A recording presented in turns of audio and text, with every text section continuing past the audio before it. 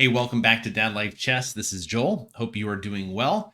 Thanks for watching this video. I want to mention, if you have not already, please do subscribe. Leave a comment below. We changed up the color theme. Hope you enjoy that. Let me know if you like it. I kind of like the darker colors here with the gray board, as you'll see in just a minute. But this past Saturday, I played in a tournament, a one-day Saturday tournament up in Sacramento, and I carpooled up there with my friend Tim. Well, I had played a tournament in August here in Fresno, the Central California Open, and perhaps I'll do some recap videos of those games soon. But I ended up playing in the under 1700 section in Fresno. And after that tournament, I realized I always want to play up. I feel like I always want to play stronger competition. So in this tournament, I paid the little bit extra to play up. Well, when we got there, I looked at those that had already registered, and for some reason, it was a very low attendance, and there was only 5 players that were registered for this tournament, and I was the highest rated player. 1600, 1660, and the next highest rated player was like rated 1,000. So I was like, oh man, we drove all the way up here. I'm going to be playing players that are, lower rated. Well, as fate would have it, 2 stronger players registered in the tournament kind of at the last minute. So there was like an 1900 player, and then there was another 1600 player. I thought, perfect. Well, round 1 gets paired, and ironically, I get paired against my friend Tim.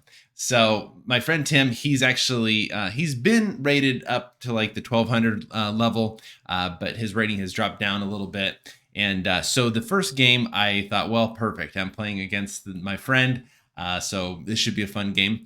And ironically, I'll jump into the game right here. Tim and I, we've had quite a few battles over the chessboard, and we've had some very, very close games. Many times I'm completely losing playing against him. And so this game, I thought, well, I don't want to do anything crazy. Let's just get a good game. So I started out, I had the white pieces. I started out with a d4.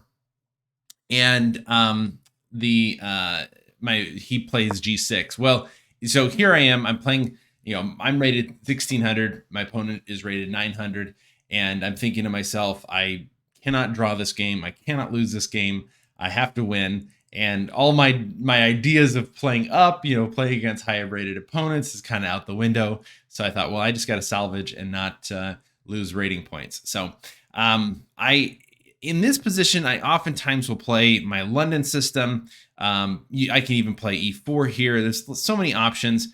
I ended up going for the knight f3, and I kind of had a reason, because I know Tim's repertoire. I know he's going to play bishop g7. And right here, I actually switch it up to kind of be more like a modern style opening, typical e4, d4, central control. And so he played d6. I ended up playing bishop c4. I kind of play this line a lot, like in blitz. I don't know it very well, so I'm not super confident in maybe a higher rated over the board game. But there is one trap that you should know, and I've had this a few times in blitz games, not so much over the board. Right here is a major blunder. We'll give that the blunder here. Boom. And what is the correct way to punish Black's move, which oftentimes, modern players play this knight d7 before they'll play the knight f6 out. And here, yes, just sacrifice on f7, and it is just ouchtown, because if they drop back, perhaps here or here, you're going to win the queen. And if they go here, there's a very surprising checkmate on move 7. So yeah, my opponent did not fall for that. Tim did not play that. He instead played a move that is not the best move, and he ended up playing bishop e6, which is pretty much a mistake. And I saw immediately, I thought, well, I'm probably going to want to take this and put some pressure on the e6 square. So that's exactly what I did. I took that, and he took back. Then I play here, knight g5, threatening e6. Queen d7 was expected. So in this point, I thought to myself, well, what should I do in this? There's quite a few things I should do or can do. And I was looking at ideas of maybe here, kind of putting some pressure on the e6 square. Queen f3 is an option, threatening here, and then also possibilities of swinging over, putting some pressure. And as it turns out, my move, Queen f3, was a little bit of an inaccuracy. It was not exactly the most accurate play in this position. Technically, I'm supposed to play d5 here. This is a fascinating move. The idea is if they take here, this is a huge blunder. Things are dropping right away. And if they play e5, which is expected, then you get your knight into e6, and this is just a nightmare. Stockfish already says white is winning. I mean, obviously it's a game, and there's play to be had, but this kind of knight, this little octopus knight right on in e6 is just going to be an absolute nightmare for black. I mean, look at this guy. I've got the wrong arrows here. There we go. That's there. Look at that. So I ended up playing Queen f3 in this position. Again, I'm threatening on f7. So Tim defends well, plays knight f6. I kind of expected that. So I thought, well, okay, I'm just going to go ahead and win a piece. Takes. He ends up taking here, and then takes. And then his next move, castles. And I don't know why I didn't see castles. I don't know why I didn't, I was like, oh, wow, this could be a problem, because there's issues with my, with discoveries on my knight and my queen. And now I should have taken some time, calculated. But as I mentioned, if you'll notice the rating difference, I'm 1600, 900. I'm like, the last thing I want to do is round one, get into some crazy complications and lose, or possibly draw this game.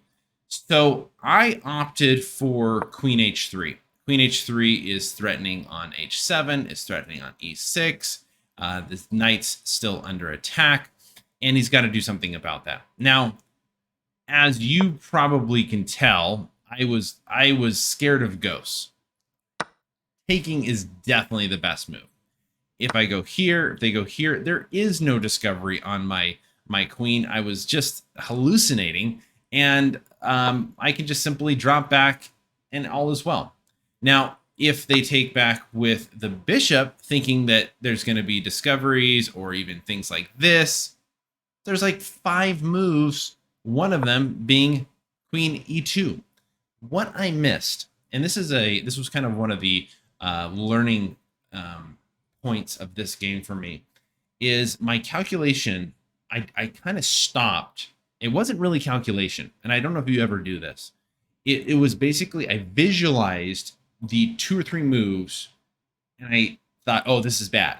And instead of calculating, I just kind of visualized, and I trusted my instincts, thinking that this bishop, with this discovery on my queen, there's too many problems, and I don't know how to continually guard my knight with my queen. But what did I miss? This guy. Boom.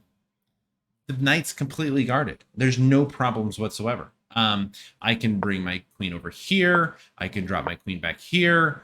There's just, so many safe squares for my queen to go. So instead of basically winning the game right away, I ended up causing more complications. And this is, again, one of those learning experiences. Rather than pulling the trigger when you have that clear win, I was a little bit nervous, maybe thinking, okay, first game of the tournament, I wanted to play well. All of those things came into play. Well, as it turns out, when I played, where are we? Let's go back here. I played Queen h3 instead. Tim ended up playing correctly, the best move, Knight h5, guarding against this attack, as well as stopping his knight from being taken. Well, I end up taking here. I think, okay, now I'm up pawn, and takes back. I attack here. I was hoping, and I don't know why I do this, but I was kind of hoping that he didn't see all the threats. Obviously, he did.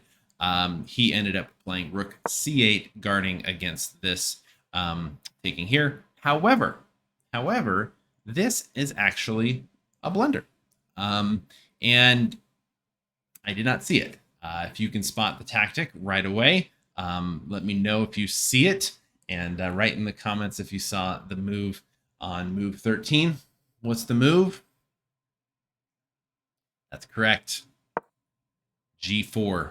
This knight is goners. There are no safe squares for this knight to go to. Knights on the rim are grim, and I rushed it. I didn't take time to really look at the position. When I saw the move that I was going to play, and I kind of already planned to play it as soon as I took knight takes e6, and so I didn't stop and look for a better move. And of course, I missed the more important tactic. And so in this position, black's best option is to take here, and you can play something like c3, just blunting this bishop, and you're up a piece.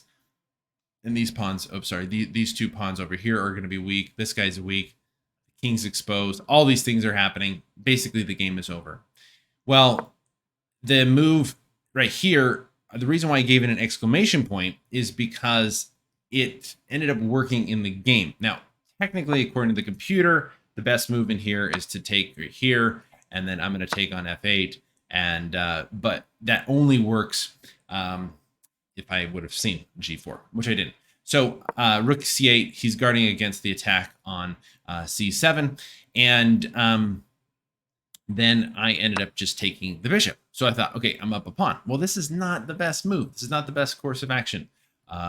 He takes back with the knight. I start developing. He plays knight c6. Well, all of a sudden I'm thinking, oh wow, I worked so hard to get this pawn. I got to do something about it. So I end up playing bishop f4. This is a mistake, and it kind of goes with me losing the thread or the ideas behind this position. I was so consumed with that materialistic approach. I wanted the pawn, and I thought, okay, I'm just going to convert this, try to make it as clean as possible. I'm just going to win this, convert this endgame. Well, what I forgot to realize is black is basically very underdeveloped, and his rooks are not very coordinated. They're kind of awkwardly placed. And if I were able to just get my king castled, perhaps queenside, get my rooks into the center of the board, then I'm going to have, the initiative. I'm already up a pawn, and this pawn is going to be weak even if he takes it here. So Stockfish actually says, instead of trying to guard this, which can lead into some serious complications, because things like rook f8, now I have to drop back. Now his rooks are here. Look at this position compared to this. In 2 moves, his rooks are now, oops, I missed that, put the wrong move there. His broom here, boom, boom. Both of his rooks are on the open files, or at least semi-open files. I'm not able to castle queenside. I'm really not able to castle kingside, because this is going to be a nightmare. And even though white is still winning according to Stockfish, this is not the kind of position I signed up for. Certainly not against my friend Tim, and especially playing somebody that's lower rated. You don't want to give them a chance to win, or at least draw. So I played bishop f4, and Tim played knight d5, which was not a good move. His best move was obviously to move over here, which I don't think neither one of us necessarily saw in the game, drop back. But I think Tim was thinking, okay, I'm going to threaten here. I simply just castled, got my king safe. I'm guarding this square with my knight, and his knight's going to be a target. So he plays c5. He wants to, solidify his knight into the d4 square, and hopefully cause me some issues. Well, I didn't really know what to do in this position. I thought, I'm just going to centralize my rook. I want to, put a little extra guarding on e5. I was feeling good about my position right about now. And then, unfortunately for Tim, he plays this move, a6. a6 is a blunder, and you probably can see why. There's so many so many weak squares. I simply drop my knight into d5. I'm attacking all over the place. So many threats, so many problems that could happen here. And Tim plays rook f8, putting an attack on my bishop. But I figured, hey, now is the time to strike. I have to take. I was calculating out. I said I have to take this pawn on e7. But before I did that, I wanted to make sure, because what I wanted to do is I want to take here. But I thought, well, if they go here, so okay, that's not a problem, because it disrupts the coordination or the attack on my bishop. So I could say, because I thought, all right, knight takes e7, king f7, knight drops back. I thought, well, what about king e6? Maybe this would be a good visualization exercise. What happens when the king comes and attacks my knight all the way on e6? Not that move. That would be a bad move. Well, what would happen? Attacking this, that's a mistake. Boom. I would be able to get both of those. Okay. So yeah, that's what I visualized that. I thought, okay, I'm safe to take the pawn. I didn't want to rush the issue. I've been making some poor moves and mistakes up to this point. And so my opponent plays king h8. And then I just brought my bishop, trying to drop it back to g3. Everything's protected. At this point, he plays b5. And I played a move that I kind of like this move. It's not necessarily the computer. Actually, it's not the computer's like best move. But I thought, hey, you know what? I just want to get this annoying knight out of the way. Perhaps it was better for me to play something like this. But here, I was like, I don't mind exchanging off. He takes. And here, this is where I played what I actually really like this move. It might even be better to just play f4 here, but I played f3. And the idea is I don't want any kind of attack on this f7 semi-open f file. I just want to have the control of the d file, and I want to get this pawn pushed. I just want to make it as simple as possible. And he takes, I take. They play a5. I just say I'm going to get my rook into f7. They play c4. I bring my rook over, and the rest is kind of technique at this point. Here, I just attack. Boom, boom. Takes, and none of this is like super fancy or really difficult. But I was able to play the best move here was just to get these pawns rolling. They're super powerful here. And I thought for a little while, because obviously he's threatening here, but I was like, you know what? These pawns are too powerful. At this point, my opponent realized that I'm actually threatening checkmate. And so he had kind of pointed to the board. He was trying to remind himself. And as it happens, you sometimes will kind of hallucinate. You kind of think you're calculating. And after a couple minutes, played rook f2. And I thought, well, I think I can actually still. And yep, that works. So checkmate. Well, even though, it was, I probably had the advantage from the opening, really early on in the opening, I certainly did not convert this game very well. And if I was perhaps playing an opponent maybe that was higher rated than myself, there's a high possibility I would have lost this game. And I kind of got a little bit sloppy after losing the thread in the attack in the opening. I certainly on move 10 should have just taken that. I should have calculated. That was a very critical point. I mean, if you think about it, this position here, I have the opportunity to win a piece on move 10. And I really owed it to myself to spend some time calculating. So a lot to learn in this game. I enjoyed playing Tim. I always enjoy playing Tim, whether it's in Sacramento or Fresno or wherever. And we've had some crazy games. We've had some really close games, and we've had some really tough games. So, well, that was round one of the Bay Area Chess. What ended up being more of a quad 3-round game 75. Hope you enjoyed it. If you made it this far, let me know. I appreciate you making it this far in the video. Thanks so much for watching. Please do subscribe, leave a comment, like, all those things. They help me out. I actually really appreciate all those that do comment. I don't, I do my very best, at least, to respond to most of the positive or constructive criticism out there. Hey, thanks again. We'll do round 2 next time.